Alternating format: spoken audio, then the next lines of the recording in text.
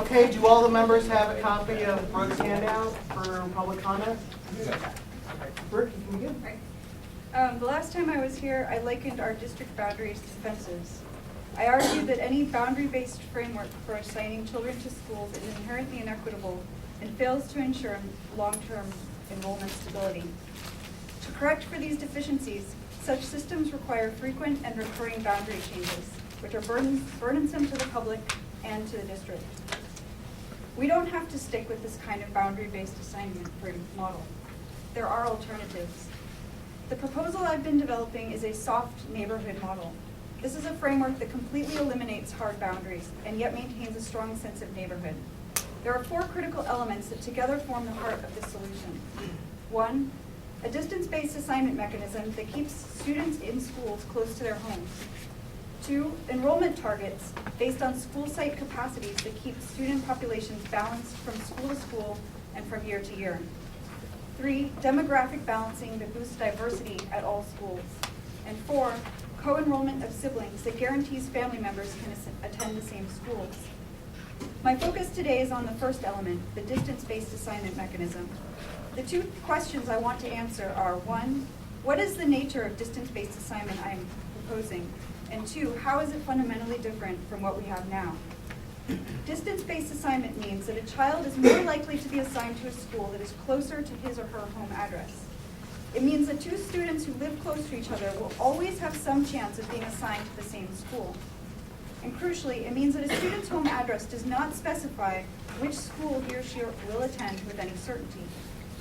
Consider our current system, in which students who live across the street from one another, but on opposite sides of a boundary, will almost never be assigned to the same school. This school assignment model makes it possible to say, these kids will never go to school with those kids.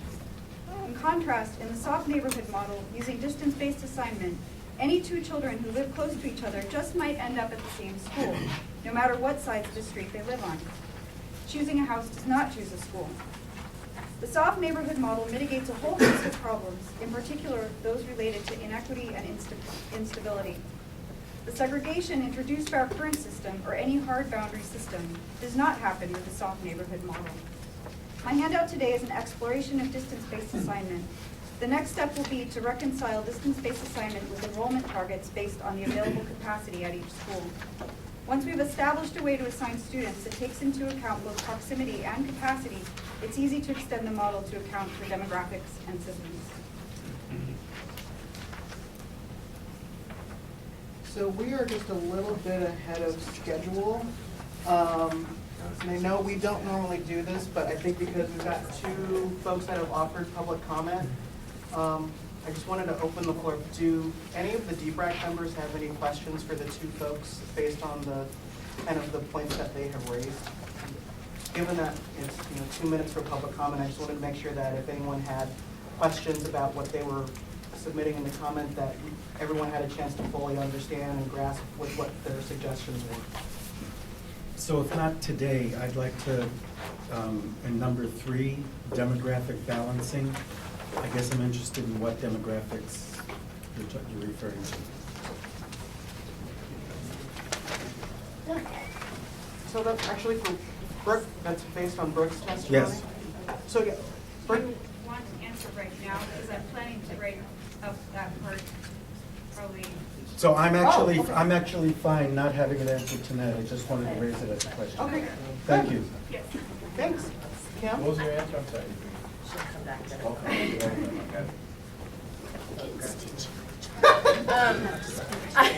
I had the same question. Sorry, I'm giving No, Charles thank you. a hard Please. time. I had the same question that you did, but can you, and I see all of the math stuff going on here. Can you explain, I don't understand the may go to school together, may. Can you go into detail a little bit more about that? It just sounds so vague. So the idea is that instead of being assigned deterministically to a school based on your address, so knowing your address, you know exactly what school you're going to go to. The basic idea is that there would be a set of schools that you could possibly be assigned to based on your address. So you could say maybe a mile from your house or 2 miles. It's sort of the idea, the threshold sort of would depend on the density. that there would be an assignment mechanism that would favor placing a child closer to their house. But it would depend on capacity as well. So it wouldn't be, the fact they may go to school together because they may be assigned to the same school, but they're not definitely, deterministically, certainly going to be assigned to the same school. And so when you reach that capacity threshold, how do you determine who was included to meet that capacity? You know what I mean? So I think the math explains it a little bit better, but the idea is that there are probabilities involved. So there's a probability function.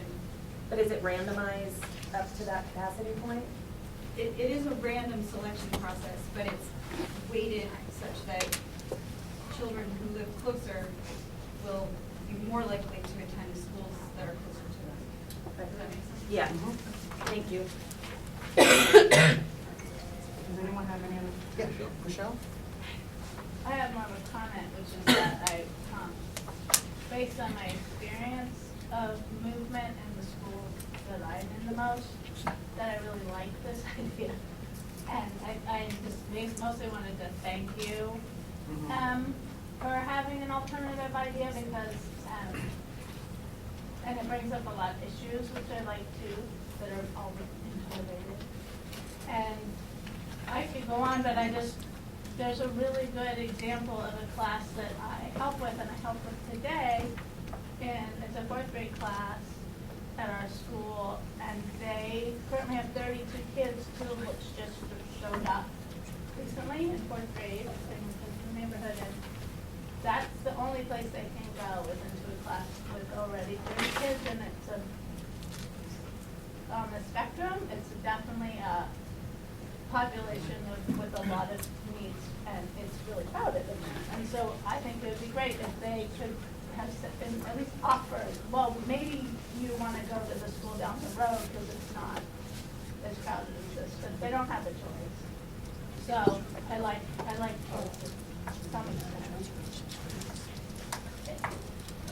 So, Can I clarify what you mean by on the spectrum, a classroom full of a lot of needs? Yeah, so our school is, 9 out of 10 places. well, Shannon could tell you, 9 out of 10, in this particular classroom, it's the English only classroom, and so they're high mobility. I can't tell you about like if they're special ed identified more, it's like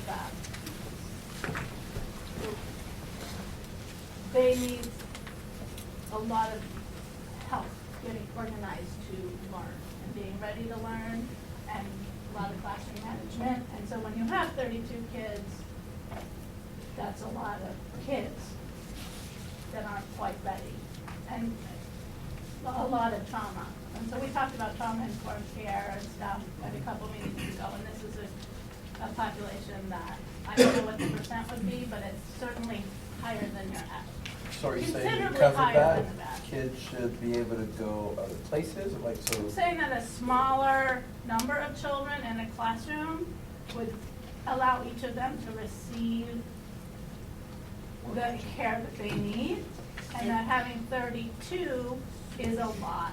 To me, it feels like a lot, and that it's,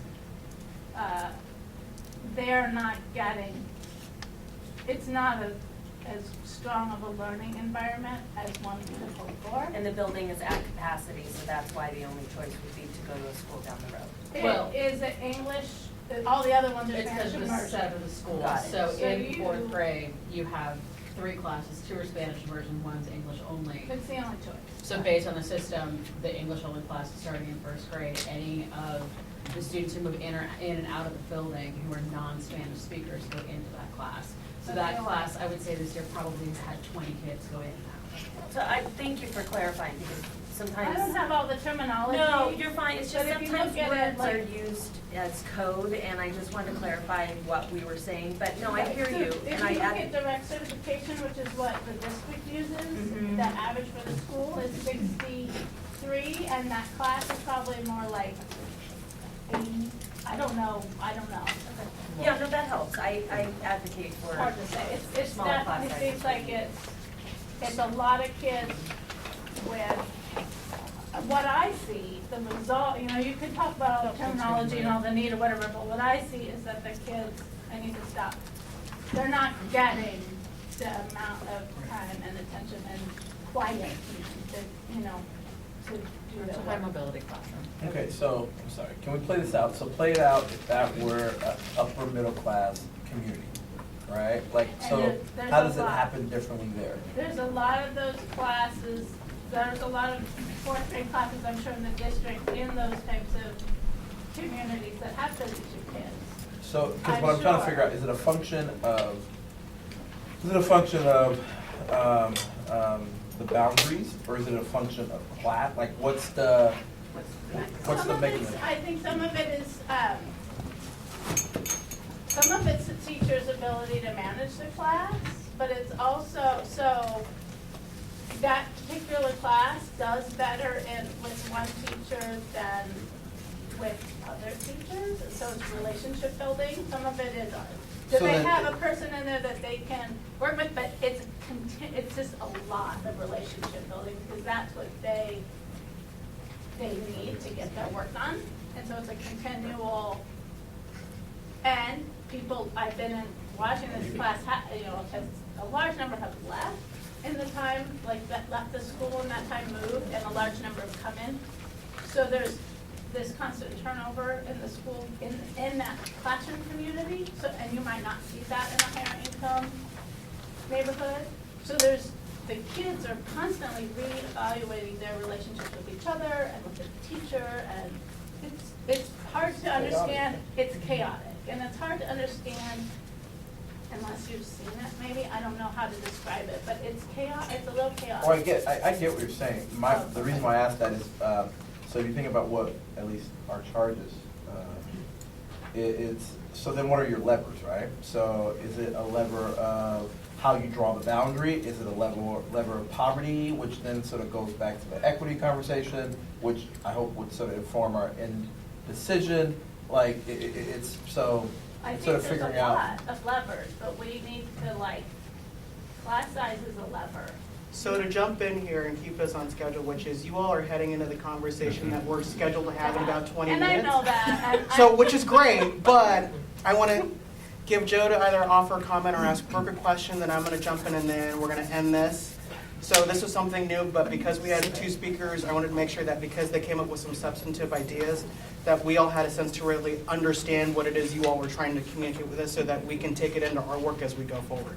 So Joe, then me, then we'll wrap up. Cool, and I just wanted to share the observation that what I understand of this approach, and I want to read it, is that whatever values or what are we talking about tonight, the values and the rules that we come up with, the policies to assign boundaries, what this does was says, there's kind of like a place where two boundaries overlap.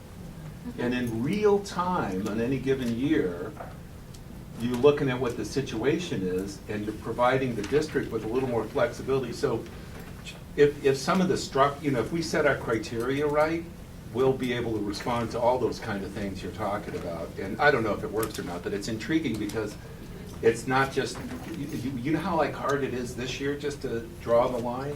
This is saying there's a little bit more micro moves you can make. And will that be easy to explain to people? No. And will it freak them out? Yes. So, Are there other able to districts? base their house So- purchase. right, so it may not work, but Are that's. there other Well, districts it where would work. this Yes. system is used? Yes. Yes. And where? So the two biggest examples that you can find information about very easily, Boston Public Schools uses a model where when you're ready to enter school there because you've moved there or because you've reached an entry grade, you don't just go register at your guaranteed neighborhood school. You go to a welcome center, you fill out an application, and you have a choice based on where you live, and priority within those choices based on how close it is to your house, whether you're a sibling, and some other factors, including some demographic factors.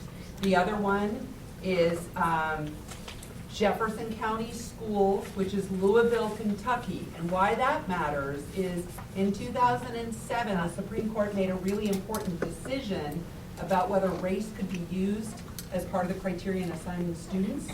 And the plaintiffs in that were coming from two districts, from Seattle and from Jefferson County. So when we think about it, people may have heard, oh, in Seattle, the Seattle decision, Jefferson County was the other plaintiff as well. So they also have a system where you have a defined set of choices that are largely geographic, and every child has to choose there, and their choices are weighed based on factors that include distance from where you live, your sibling status, always important, and some underlying demographic factors. So it's not a new idea. It would definitely be a controversial idea in Portland, but anyway, and there are many others. So at some point we can have more of a discussion of what others look like. I'm curious how those districts rank on, not the choice one, but how are they doing as far as, is there diversity, is there? So Jason has done this really awesome thing of starting to build a library of information from other districts, and I'd be happy to put some information on there that you can look at, and we can figure out how to schedule some time as we go along to do multi-district, but I just wanted to put a pitch in because he's already started, and both districts are really fascinating and very diverse. So the last comment for me, which is for You have Brooke, is, Scott. oh, Judy, how hard would it be to model something like this? Well, so Sean Helm is in the room, and largely what Brooke is talking about is what his software is able to do. And I also want to introduce Sarah Singer, who's the Executive Director of System Planning and Performance. So Sean works with her, and I wanted you guys to get used to her because all of us realize a while. that she has to get used to you. So welcome, Sarah, and the fact that you have that team here, like they're the ones who could say how easy that is. But yeah. so for, I guess my question, and this is more for the group too, which is, I think this is a really interesting model that I definitely want to read more about and see how other districts have been effective in using it to do some of the other tools that our district is trying to accomplish. I think the one question I would have for this group with this model is, how does this factor in with how some parts of Portland have elementary, middle schools that are farther apart, and some parts of Portland where schools are much closer together? How does that impact the accessibility of kids and the number of choices kids in certain parts of Portland would have to other schools? And given when you layer on how certain programs are located in parts of town, how those might shift as a result of this process, how we use that as a tool to help us evaluate which lever is the right lever to achieve geographic equitable outcomes, if you will. Because if we open this up, how do we ensure that kids, regardless of what part of Portland, have that same kind of opportunity? Because I think we've all understood that there are some parts of Portland geographically that have better access to certain programs, and we know that that is an outcome that we want to try and avoid as much as possible or mitigate. So I think if we look at this more, I think that's one of the questions we would want to ask ourselves, given the scope of our work and given the maps that we saw last week in terms of where programs are currently through immersion, focus options, charters, et cetera. What is the actual impact as is? So with that, thank you all for indulging me in this kind of a group with engaging with the public. So, Good culture. yeah. So next is Wendy, and I don't think she is here yet, so I'm going to move forward and take care of one other item of business, which is we have critical mass. So one of the handouts in your packets at your table is the meeting minutes from the meeting on the 9th. If everyone could take a minute or two to just look at them and offer, for any substantive comments, let's raise them now and hopefully we can get these adopted tonight. So for a minute or two.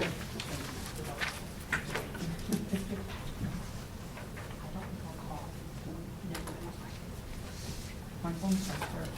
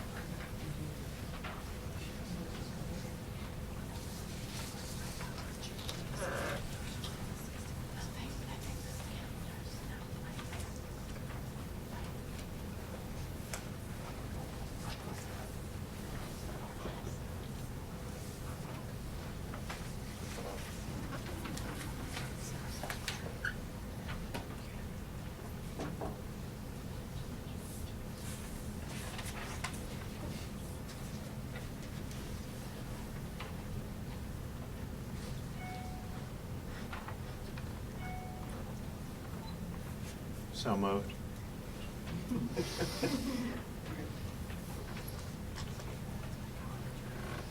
Really quickly, does anyone have any comments or amendments to these notes? Seeing no hands up. All right, all those in favor of adopting the minutes? Wait, All right. All those opposed? wait a minute, I just read the last sentence. The same subcommittee that represented D-BRAC during the survey development, that would have been, I was on that. I'm gonna work with Mr. Isaacs on workshop details. That was what was recommended. That was recommended. When? Well, that's not what the minutes are about. They're just a summary of what was stated at the meeting. Okay, I can do it. Yikes. All right, with that said, Scott has so moved. All those in favor, say aye. Aye. Any opposed? Any abstentions? All right, minutes are approved. Okay, next up, until Wendy Willis gets here, is Judy's gonna do a walkthrough of what our current May and June calendar are. So Judy. Good evening, everyone. I hope you enjoyed your 3-week break. I know I did. Missed you all. You should have in front of you this document. Does everybody have one? There are extras on the table if you need it. So what we've been trying to do with these lines is move you like a horse race towards the finish line. And you actually have a couple finish lines. The first is the deliverable of a values framework and recommendations about policy revisions. So as Jason said, tonight is the start of several meetings devoted to completing that work. And I wanted to describe some of the events that we expect to happen along that. So that's the part that isn't grayed out. What's grayed out is what you've already done. Congratulations. What's still on this half is what we think will happen between now and mid-June. A couple of things that I want to point out is that we have community listening sessions that you heard about at the last meeting, that you noted in the minutes, that are still in the development stage. And I think initially when John described it at the last meeting, he said that one of the events would be on May 9th, and then that got moved to May 16th. And I believe you all got a message about May 16th. Y'all remember? Many of you remember? Okay. Now, John couldn't be here tonight. He's at an event with the superintendent. But one of his messages back to some of us was that he was concerned that he had heard from a number of people that they could not make the 16th. How many of you feel that you could attend an event on the 16th? It would be a Saturday daytime event where for listening and talking with community members about the framework. 9:30 to 1? 9:30 to 1, I believe is what he proposed, right? So about 2/3 of folks that are here today could. Okay. I don't know what the threshold is, thank you, for saying that's enough, right? Obviously, you want as many D-BRAC members to be able to attend these events as possible, but they're not mandatory. And I think he was concerned that he wouldn't get a critical mass. So what I can share back with him is that we had about a dozen people today who said that they could make it, and of course there may be other committee members who aren't here who could. And work to get a final date on that as quickly as possible. Obviously your calendars are filling up, and we want to fill them up with even more D-BRAC things. So if the 16th doesn't work, one of the things that he proposed was that we convert the D-BRAC meeting scheduled for the 21st to an evening community listening event. And there's a lot of symmetry in that you've already got it on your calendars, and it might be something that we could, and then it's an evening instead of a Saturday. But the downside is it does take an actual meeting offline. And as you can see, what our hope was that we would be able to, you would have 3 pieces of information by the 21st that you could bring together. You would have 2 listening sessions that you had heard, and you would have survey results that you would see a summary of. And so that meeting would largely be devoted to just debriefing all of that, distilling it, and then starting to lay it out against the draft, the pieces of the framework that you had created over your first couple meetings. If we're not able to do that on the 21st, clearly we would have to do that at another time. So I just have a point of clarification about the 16th. Okay. Is this a meeting that we can record and then share a link Absolutely. to so people can observe it even if that time frame doesn't work? Because I guess I'm feeling like I want the time to meet and clarify around what these deliverables are. I guess I'm concerned about taking away meeting time. So if there's a way to record on it that too, meeting, then- others Yes. share that sentiment, and I know we've got limited time, so the great thing about the green cards is if that's an argument that's moving in the direction where your head was, then I get a visual sense of where we've got consensus in the room. So thank you for that and for the visual feedback on it. I have another.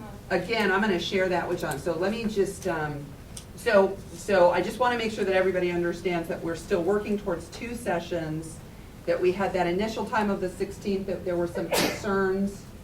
I appreciate the feedback that you've given tonight. I'm gonna share that with John so that we can land these dates immediately. The other date, we're working with the Coalition of Communities of Color, and Jason's actively involved in trying to get that date so that we can notify you right away. Okay, so is there anything else that's essentially pertinent to the community listening dates that you want to share right now for the good of the whole group?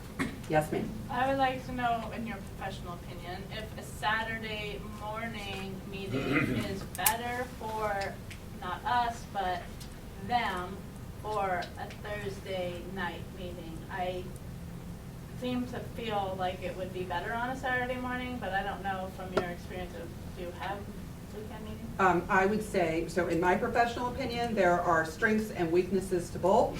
And we could work really hard to get it perfectly right and have the meeting in November. But I think that we have to, and I'm not sure what the targeted outreach would be and what the feedback that we're going to get, but I think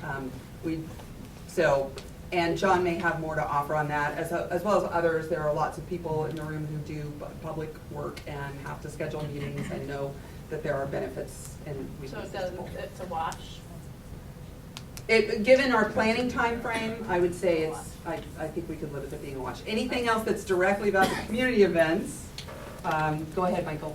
Yeah, so in addition to 3.5 or 4 hours of video, which would be pretty painful to watch, is there any way to get a shorter summary of 223 comments were like this and 14 were like that?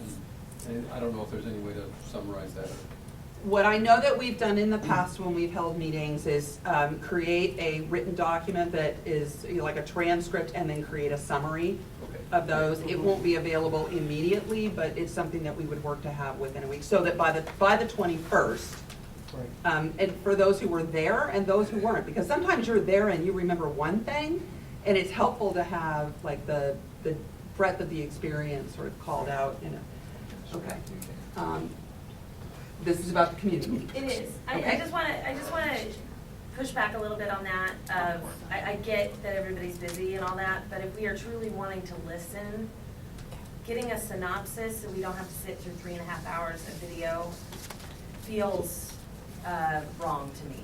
So just to keep that in mind, we need to hear from people, and so just. I was asking for both, not one or the other. And certainly, we're going to encourage everyone to attend both events, but I think that we have to accept that that may be impractical. And if that is the case, we need to make it possible for people to experience the events as much as they can. So we will work towards that. Okay. The next thing that I wanted to mention is that when we plan together, and I remind you that planning team is Jim, Jason, John, and Judy. Yeah, and then Hector, Tony, and Sasha, just to balance out the alphabet. And when we've talked about this, we recognize that the 4 meetings just may not be enough to get you to a recommendation to the superintendent. And remember, you're not recommending actual boundary change. You're not changing the world at this time. You're recommending the framework that you want to guide those changes. Still difficult work. As you can see on here, the school board has tentatively set June 15th for a discussion of the framework. That wouldn't be a vote, but a discussion of it. That would be your opportunity as D-BRAC to share your perspectives and have some interaction with them directly. Now, you're moving this through the superintendent, so ultimately, whatever she moves to them is up to her. But generally, a committee of your weight deserve, we like to make sure that you have that. I'm going to back you up by that. I was hoping to say gravitas or something. Yes, bravo, thank you, That's what thank you. I Wait, know, that's why we've been weaned as a chocolate. Now, yes, have another time. Okay. Jason, gravity is Would have that proportional time to with mass. this. So we're back mapping from June 15th to say you need to have some time with the superintendent first. Let's do that the week before. I'm working with her office to get an exact time scheduled. And then you need to agree with each other what you're going to say to her before that. So we've got June 4th as our tentative land date. If we don't hit that, the world will not end. But this is the schedule that would help get us there. And it leaves a gap of probably needing an additional meeting. And I'm not going to ask you tonight to decide when to meet, because that'll take an hour and a half and be grueling and horrible, and we won't get anything else done. We will put up probably a doodle poll with some options. And we're going to need you to give us good input on what's most feasible for you that week. And then we're going to have to land the one that works the best for the most. So that's just more than anything else a heads up of what's coming schedule-wise. Can you And say again what date is the meeting with the superintendent? I believe you see it there as the 15th is the tentative date. Do you see June 15th? Right, with that So the actually, board. no, it's the 8th. Oh, I'm sorry. It's the 8th. Thank you, Hector. Okay. It's the 8th. And then I thought we, you said the 4th. sorry, you have a meeting, a D-BRAC meeting on the 4th would be your last official chance as your schedule exists right now to finish that. Now, if you can't get it done on the 4th and you want to meet them again on the 5th and the 6th and the 7th, I'll keep feeding you. You keep doing it. But right now, let's just suppose we could get it done on the 4th. You then have some time directly with the superintendent the next week. It would be forwarded. Anyway, so the reason that we're going through the schedule piece now is just to get that structural element, like, so that you can see it in your heads as we start talking about the content, right? What is it that you want to deliver that is meaningful? That's really what we want to spend the most time on tonight. Okay, so.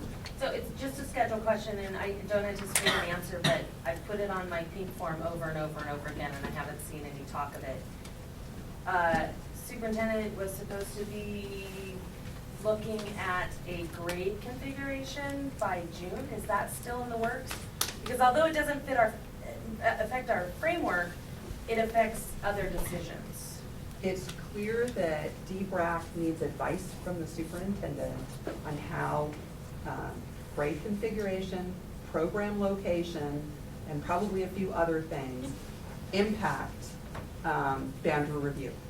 And she knows that, and we've got staff working on some things. So that will be coming to you, and in probably a lot of other people are interested in what that's going to mean as well. Okay, thank you. Yeah, okay. Kim, the other thing I would say is, I've talked with enough senior staff and shared that we have said that for us to do our job well, and given the stakeholders we represent, that there are certain things we need to have either answers or a time frame for those answers. And I personally would not have been comfortable with this timeline if I didn't believe that senior staff who are doing this would have been able to at least get some core things out on the table for us to hear about, given where we're headed. So I feel like given the timeline that we have, we'll be able to stay on track and really get the information that we need to really start making some real informed decisions about. Good, because I'm trusting you implicitly. No pressure. Okay. Implicitly, or it sounds explicit at this Well, point? you know, it's trust is the big one. No, I'm kidding. And it's documented on the camera, so noted. While we're on the sort of technical, good stuff out of the way, do you want to go ahead and do this now? And then we'll go to video. Okay. So I have one other thing to share with you that, and then the rest of the meeting is really, Jason's going to work with you on So, Well, we still need to hear from Wendy. Have Wendy checked it? yes, we are absolutely going to hear from Wendy too. We're excited.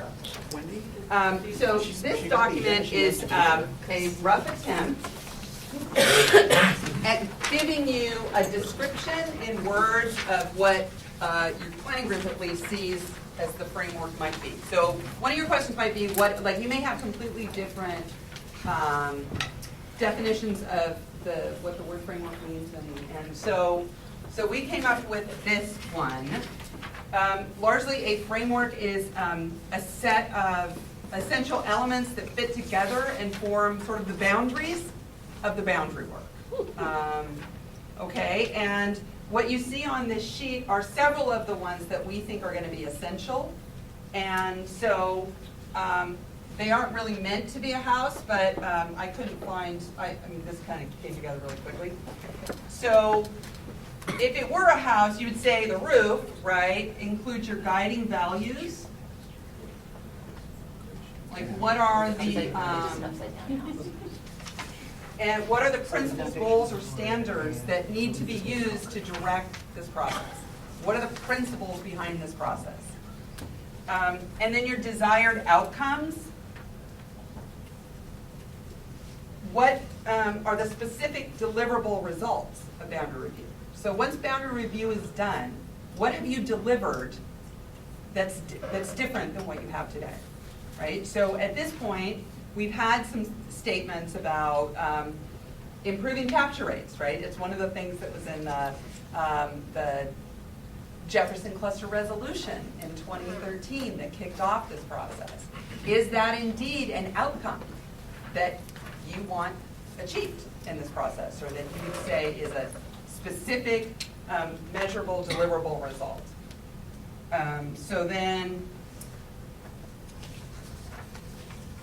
I don't necessarily think alignment with other system components is the floor, because the floor seems to be the part that you can have be the weakest. It maybe is another part of the, like it's a really essential one to me, but I didn't know how to draw this differently, so it wound up here. But that doesn't mean that's bad. So in your framework, we were thinking that you would want to describe how boundary review aligns with other system components. And by system components, I mean a few things. One, the racial equity policy, racial educational equity policy. How is it aligned? How do you intend to align? Right? So within your framework, just describing the intent of alignment is what could happen there. And then secondly, as we just mentioned, the other types of ways that you can change enrollment. How does boundary change fit with other ways of changing enrollment? And these may not be questions that you can answer tonight. In fact, they may go into your framework in the form of questions or in the forms of issues that need to be resolved. But they appear to be very important. We've heard them over and over, so we think that they need to be described in this document that you will provide to the superintendent, and then hopefully move on to, it'll go to the board for endorsement. Other things, your criteria, right? We had some initial discussion a while ago about the criteria that exists in policy today for when you're going to make a boundary change. The factors that you look at after doing that are those. So the criteria is part of your framework. And the difference between values and criteria is your value statements can be really broad and cover a number of things, but you want your criteria to be more specific and quantifiable. When we go to build software, when we run models through software, things have to become math. So you have to take value statements, beliefs, turn them into things that can be mathematically modeled, right? And the other thing that I want to say is that your beliefs need to guide all of these things, right? So you're constantly making sure that you're checking that the way that you've rolled this out, you get the math on the bottom, has to be aligned with your beliefs and your principles that started you at the beginning. And then finally, your process. How do you decide what gets a boundary change and when? Who's involved? How do you implement it? The reason, we thought that this would be a helpful starting point. It's rough, but just to give you a sense of what we think the frame would look like and what the components are that go in the frame. There may be things missing from this, and we will want to work to flesh this out more. In fact, we would like a group of volunteers. Jason will maybe do this pitch. And so he's going to pitch for volunteers to help flesh out pieces of this. But what I want to emphasize before that is that if you read the existing policy, there's a lot of this and a lot of this. But there is very little of these essential pieces. So for the next 2 meetings, we kind of think of them as paired meetings. For the rest of tonight and next time, we would like to give you an opportunity to focus in these areas, partly because they're missing from the policy now, and partly because they are the bedrock of these other pieces. So to really distill the intent of the next 2 meetings and kind of what the importance of this diagram is, this we felt is a reflection of the fact that what we have been struggling with as a committee for a while of really trying to identify at what point is the boundary line change lever the appropriate lever for the district to use to balance enrollment at a particular school. What we've also learned is when there have been issues of where do you cite programs, when is it a transfer policy change, et cetera. There are a lot of reasons why the district does one of a series of actions, but there's no clear framework that helps us determine, based on certain conditions at a building, this is the appropriate lever to achieve the outcome. So what I've kind of looked at this is kind of a really incredibly knotted up rope. And so what we're trying to do is really untie all of this together and really figure out, and through the next couple of meetings, and through the survey work that we're going to get back in a couple of weeks, and through the community listening sessions, is to really untangle it all and really construct it in a way, particularly for the fact that we know that that enrollment in PPS is growing for the next 15 to 20 years, that the district will have a continuing issue of how to keep enrollment stable at particular schools and avoid over and under enrollment as much as possible. So we're trying to, through this framework, really help the district identify at what point should they do a transfer policy change? At what point should they move an immersion program or move special education classrooms? Or when is boundary change really the only tool that will be effective? So really for us, through this framework kind of deep dive process, is to really help us assess and really help inform the district when they should do certain things. And for the community that will be impacted, they will be able to, at the core, understand why a change is happening versus why something else they think should happen. That historically has never existed, and that's partly why we're dedicating the next month to really developing clarity so that the community can really understand how those processes will be in effect, hopefully, in the future. So a part of that kind of unpacking process is for us to really get a sense of what is exactly in existing policy. And so one of the things that Judy and I worked through yesterday, and we're hoping to find a couple of volunteers between now and the next week or two, is to really help us dive deep and really assess what existing policies say and help us determine, at what point is boundary change the right tool? What does policy say?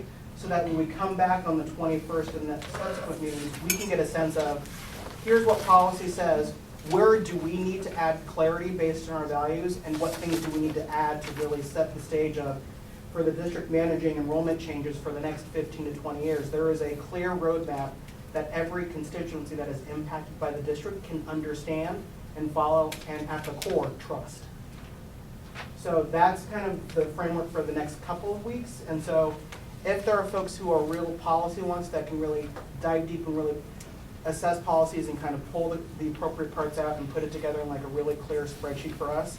If there are any folks that have the time and willingness and really energy to really help us put something like that together, I will step up and help too, but that would be incredibly helpful for us. So if there are any policy folks who would like to do it, that would be hugely helpful. Joe, thank you. So, and is it this policy that we're looking at, the one that's called Student Assignment Review and Boundary Changes? Student assignment to neighborhood schools. It says student assignment review and school boundary changes. That's the Another administrative one. directive.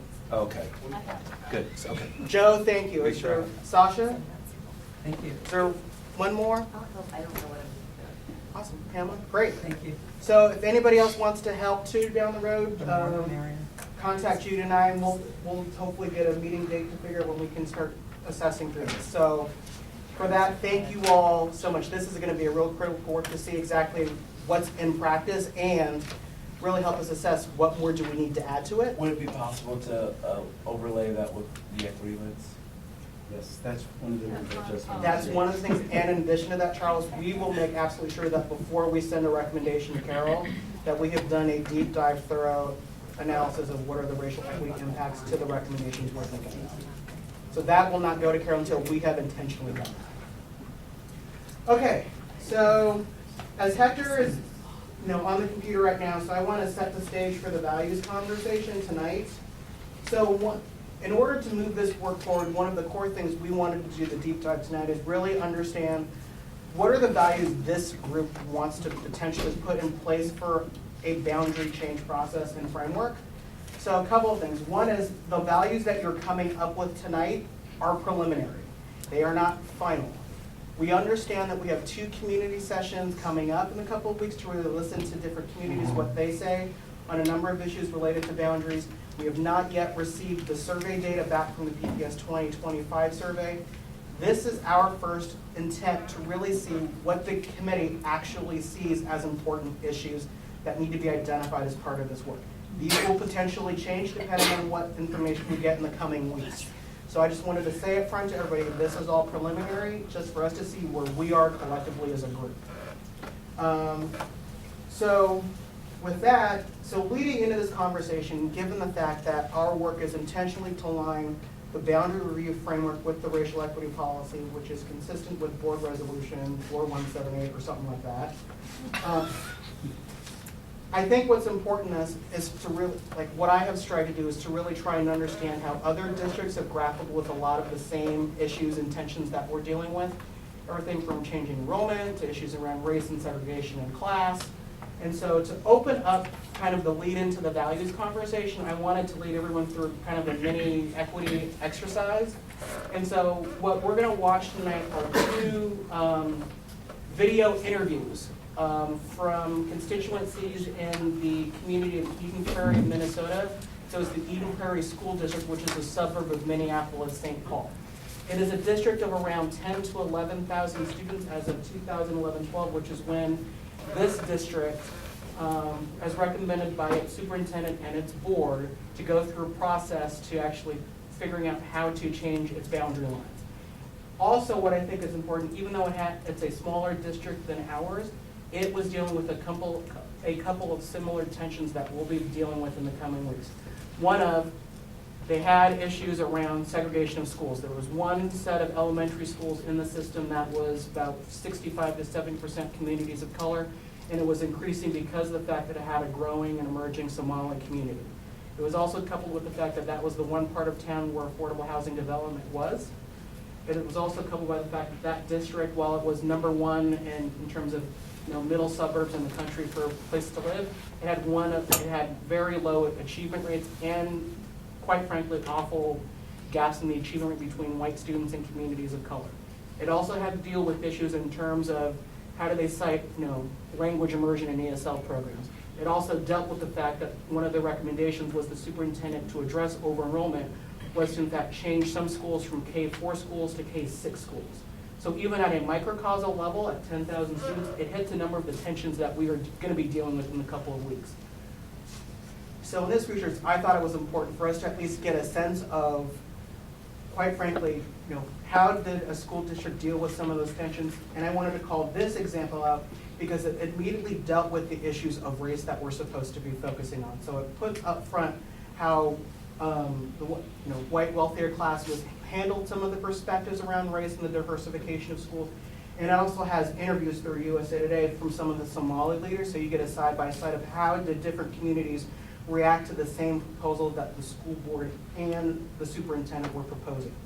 The other thing I will say is that particular boundary process fell right in the middle of a board election cycle, so I was like, Oh. how oddly enough that this fit, kind of an interesting thing. So what I want everyone to do, so this will be about 5 to 10 minutes total. We're gonna watch the main news article first, and then second, we're gonna watch the interview with the Somali community leader.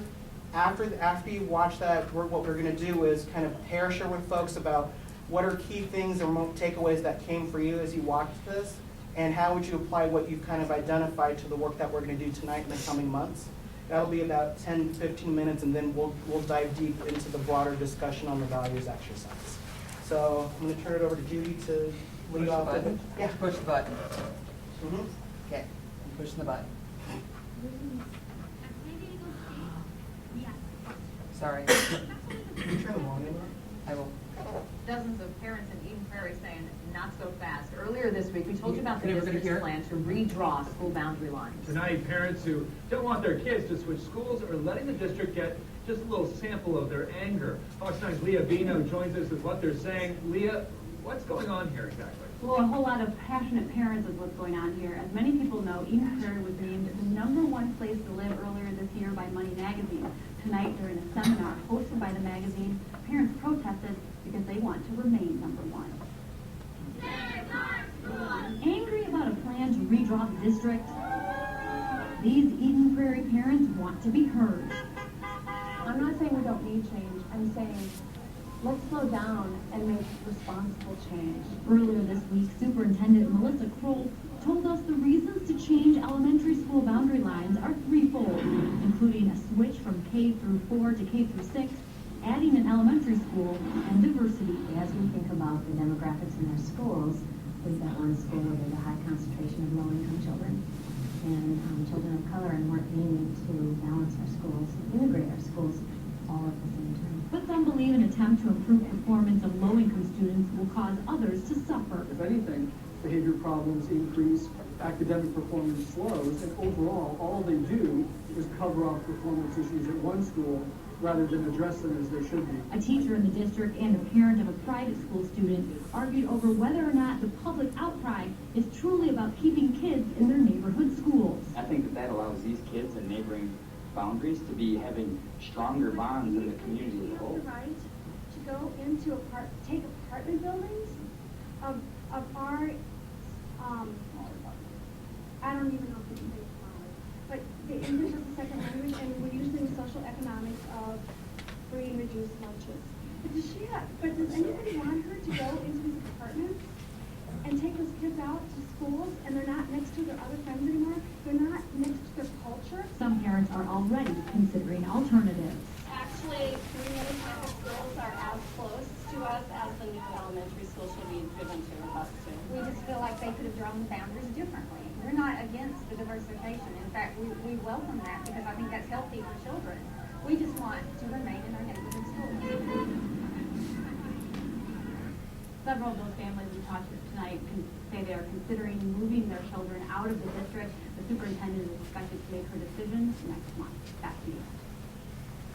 Okay, so I'm going to switch now to another video. It's going to take me just a second to set it up. While I'm doing that, just quietly remember that you've got these compasses on your table, and maybe take a moment to personally just check in. Where did that experience put you on the compass? And then we're going to switch to a different perspective on the same issue as quickly as I can.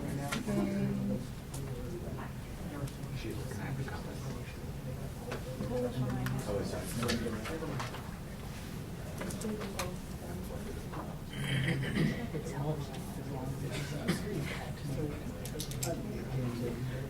it's slow down if we're going too fast. We're gonna realize this. Just went through his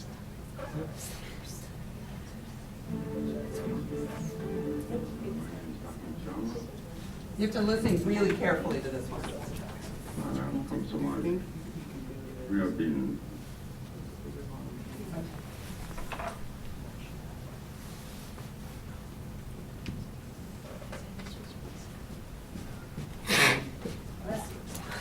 You're doing tight.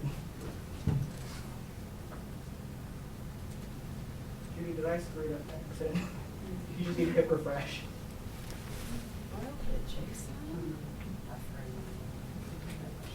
No, it's on the left. Oh, there it is. Okay. Yep. There you go.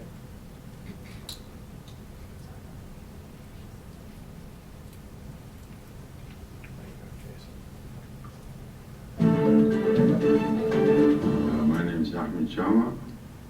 I'm a businessman, and I'm from Somalia.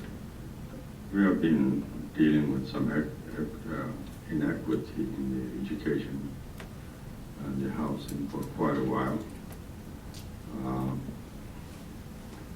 We are trying to close the achievement gap, which not only in Eden Prairie, but Minnesota is one of the worst in the nation, number 48 out of 50 states.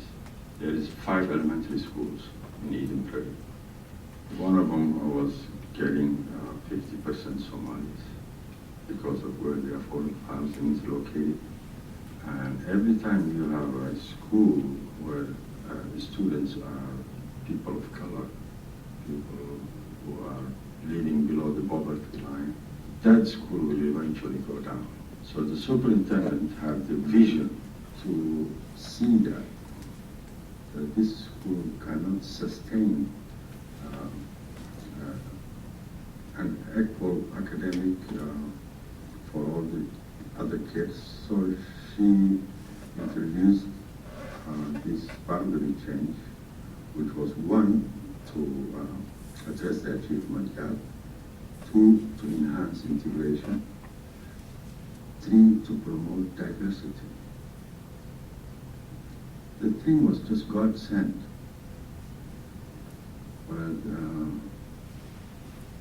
Which was to make all the 5 schools 20% minority, 80% majority. And just all hell broke loose. We went back to the 60s. People demonstrating in front of the high school. They hired a Missouri lawyer who specializes in fighting integration. It got nasty. We were on our own. At the end, when the boundary change was voted on, 4-3, any new change needs implementation. The people who proposed the change were cleaned out. The first victim was Melissa Grove. 9 years she got the highest, performance evaluation. They kicked her out when she touched one of their hot button issues, boundary change. The 4 board members who voted our history, the people who are opposing us are in the board today. We used to have a good relationship with Melissa. We used to meet with her once a month, discuss the achievement gap. Now we don't even talk to them. They don't even reach out to us. I hope the people who are the decision makers, the people we collectively pay to have a vision for the future. I hope we'll have courageous leaders like Melissa Crow who make tough decisions. And we are still stuck with that homogeneous mindset. Society has to sacrifice. It's not them against us. We are all in the same boat. Whether you are on the upper deck or the lower deck, there is a hole. We'll all eventually sink. The only way forward is excellent leadership to take the tough decisions. So for about the next 5 minutes, you talk with your neighbor, kind of what some things came up for you in watching that, and then we'll just do an informal report out after that. So we'll regroup at 7 o'clock.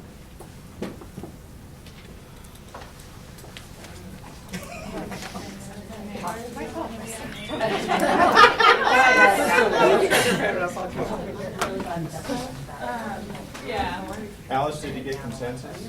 Of course, I had a really good person to work with.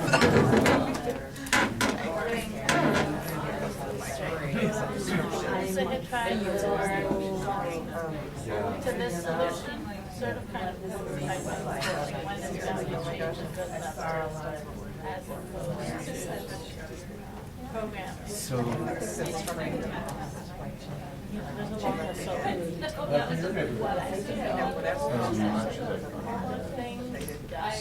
know, so the first video also put me in emotion. First salad. instead of Then this, we would right? actually. So, and that was, it's not that, but at least they. How is it going? So none of the peaceful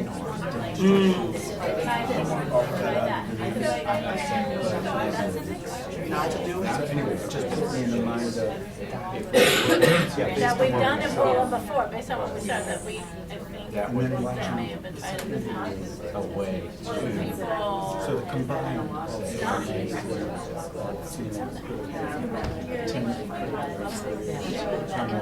Video is the one that Yeah, and so it made me think about that too, like maybe. how the geography of where people live.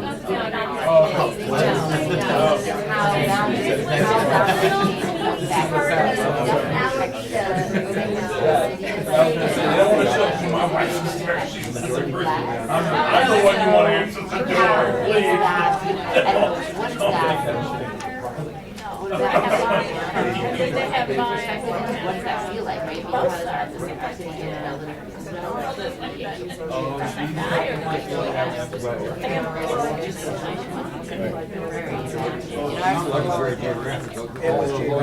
yeah, right. Because that's where the affordable housing was. Right, but then, you know, but here. You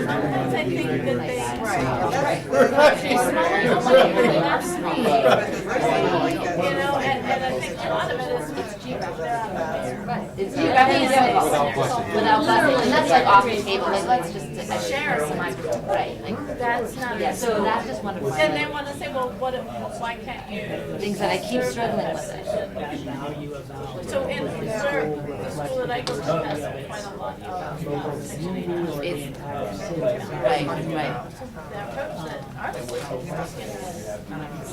Those are two find out huge that mistakes. I think they are. They're, I don't know that people, I don't know that they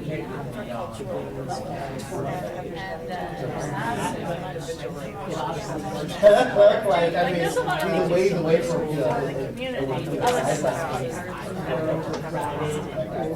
but is it enough?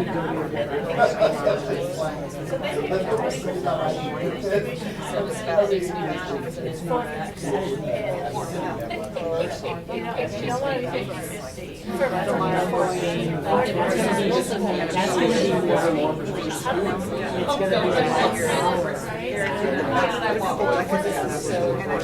and how far is it?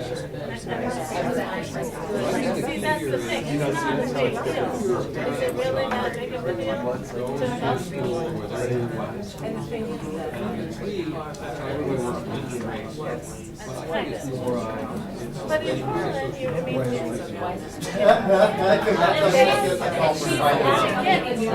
she has an working community, and there's other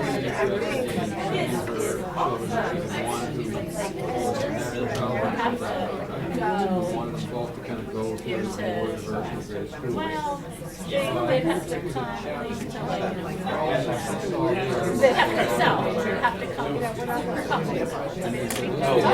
right, it's not, so I wondered about, that's the other thing I wondered about was the housing segregation,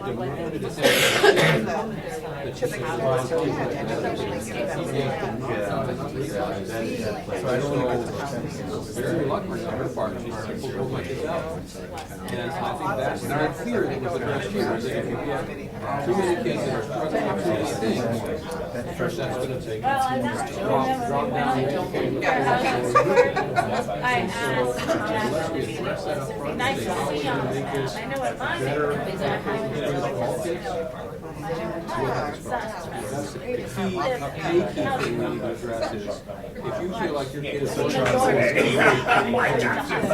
how can we make it yeah, so I know for my area, I have, I don't know, economically diverse. I don't, you know, if it was middle class, yeah, kids are pretty well. Where else in Portland? But it's low income, whatever race, always concerned. Ideal state in the end, is my thinking is, like I said earlier, in the end, wherever these lines are going, it doesn't matter because the quality of these schools is going to be strong to the kids. But at the same time, you know, a lot of stuff like that, like I'm concerned with having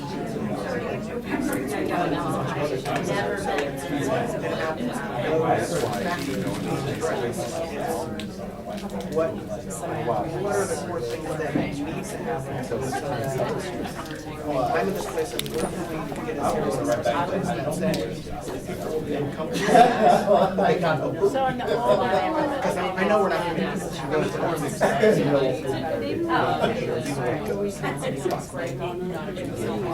right. So I remember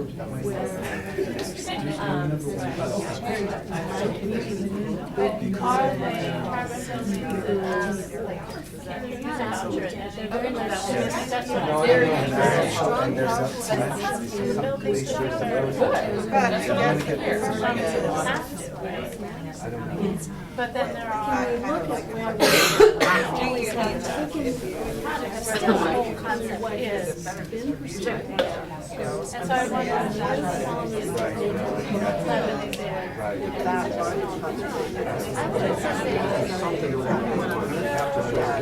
I would also say that all the schools don't because for some reason, I don't know why, many schools were not matching before that. There were a few very vocal, sorry, the Sackett one. There were a few very vocal resistant people. I'm in two of those schools every day. One of them actually said there was a district that we are actually putting people parents, siblings as one of many criteria for evaluation. It is not a regular the other one says, well, that's great. Let's do it. How do we do outreach? And did their own outreach a year. Like so, and the amount of road that so that's nice. And those are also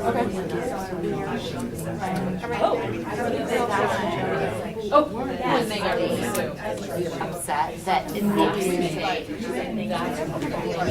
the criteria was already economic because I was one of the only we all know that is That's actually really fascinating. AG was there doing the curriculum. because it's their academic when they flipped there is that there's a very clear academic program that we're about to say is understood and articulated in a way that isn't necessarily, it's more fluid in different schools. And so that's one of the reasons I well, think. but Okay, folks, 5 minutes is up. I don't know. All right?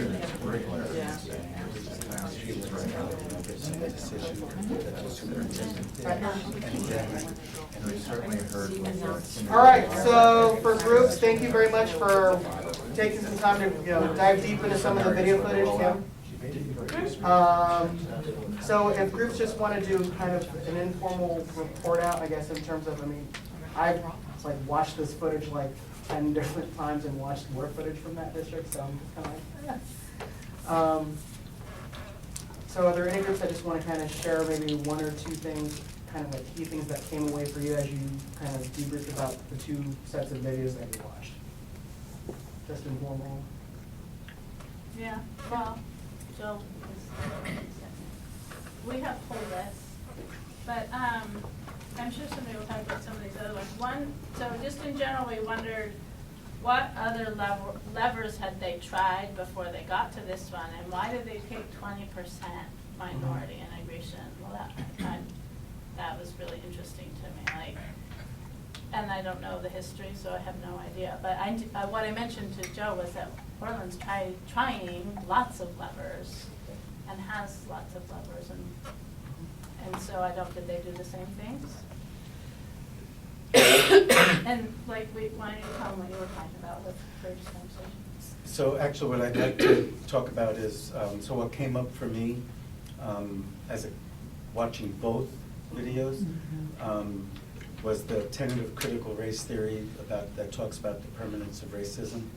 And so that's what came up for me in watching those videos. Say more. That, thank you. I like the boss here every now and again. So I'm sure those were really nice people who were picketing, but their core, and the one interview with the woman who stumbled on the word Somali, how so much of what was coming off of the picket line was code for, I don't want my kids going to school with those kids. So that's what came up for me.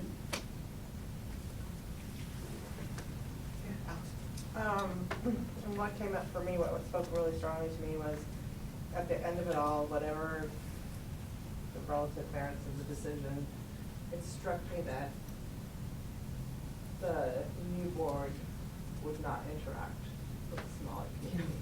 I'm sorry, can you say that again? That the new board would not interact with the Somali community. That was really the sad outcome. And they kicked out PEG. Yeah. The other thing I didn't say was that district also had the courageous conversations about race training that PPS uses.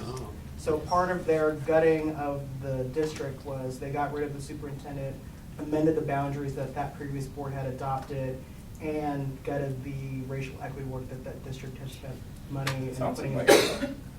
And so there's another companion video in that USA Today piece where they interviewed the principal and talking about how that work had been transformative for his building staff at the high school level to really serve underserved communities and getting them on a better track to graduate in the high school grade. So that was one of the many outcomes.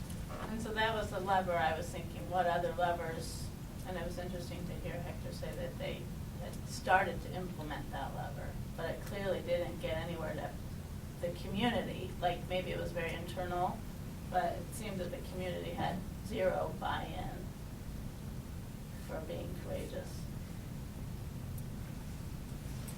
Well, and so protecting their own, I mean, it's like protecting the status quo makes it really great for white people. I mean, you know what I mean? Why?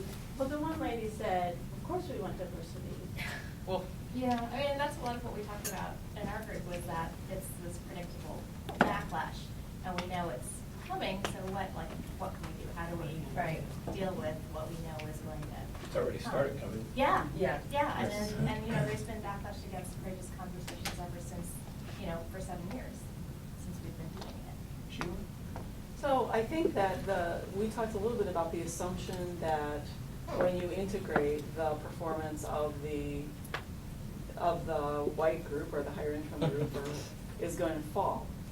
And we talked a little bit about the sociological research that shows that the difficulty encountered by a school where there's a concentration of poverty, and when you remove it from that situation, they do better. But is there any research that shows what happens to the other groups? Yes. So that's a counter, hopefully, to the assumption that all of those people were making about what was going to happen to their kid. Well, go ahead. So I'll give you the white side of the diversity lens. From my point of view, if you were to tell me that my child was going to go from their current school, which is, I don't know what it is, 65, 70% white and 35% minority, to one where there were going to be 50% black middle-class kids, great. I would have no fear.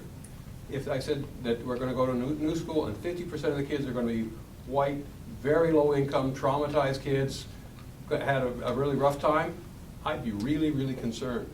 So I think that's the concern that, at least from my white perspective, that we need to address up front is say, if you are going to a school where, and I think it's more socioeconomic than racial, everything is going great, and now we're going to bring in a bunch of, we're going to change the mix so that there's going to be a lot more low-income kids. I don't think it's racial, at least that's not what I'm concerned about.